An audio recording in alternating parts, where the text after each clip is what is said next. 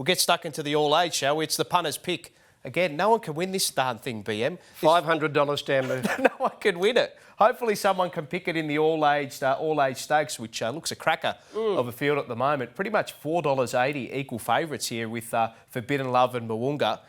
In the Congo at $5, he's been the subject of a little bit of early each-way support. Yeah. Tofane, the old mare, going around at $8.50. I think that's going to be her sayonara by the sounds of it. And Cascadian, the old boy, Lord Voldemort, he whose name shall not be named, at $12. I'm going to be within the Congo.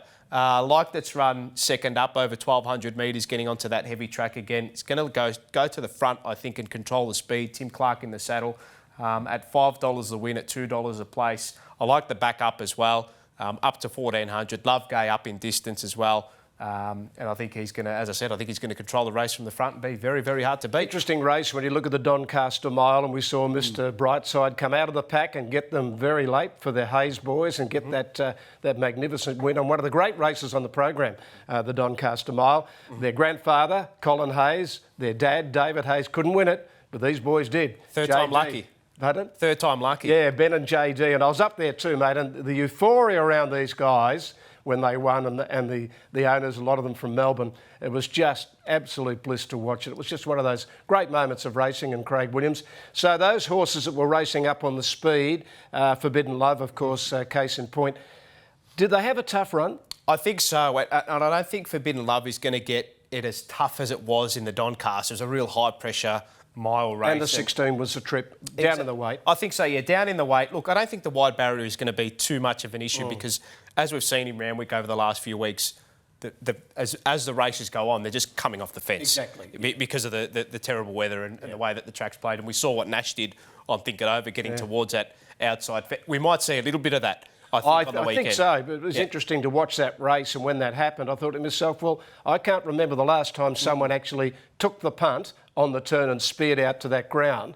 And talking to Nash later and listening to the interviews, he said, well, when you think about it, the barriers quite often are taken down the outside rail, and the ambulance might sort of come down the outside rail following the field. So a lot of that ground has been patted down and all untouched, virgin ground. And that's won the race for him, although he paid a hefty price, $40K, and 2 weeks for excessive use of the whip. And that's a bit of a conundrum too. They know the rules. The stewards are only, implementing the rules, and it's.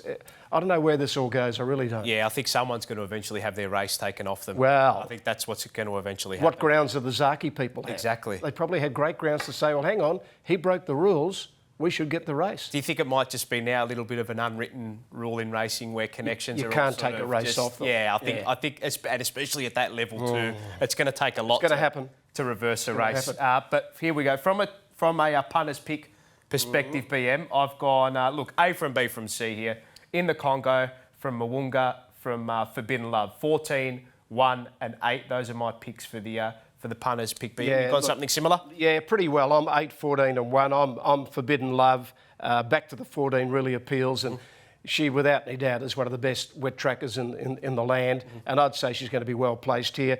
In the Congo, is always going to be up front and be the one they've got to run down. And Moonga, we know, is very, very capable, and Annabelle Neesham can get them to grand final the right day. So I'm 8, 14, 1, so very similar. Yep, very good race this all-age stakes. Looking forward to getting stuck into it. Yeah, great race.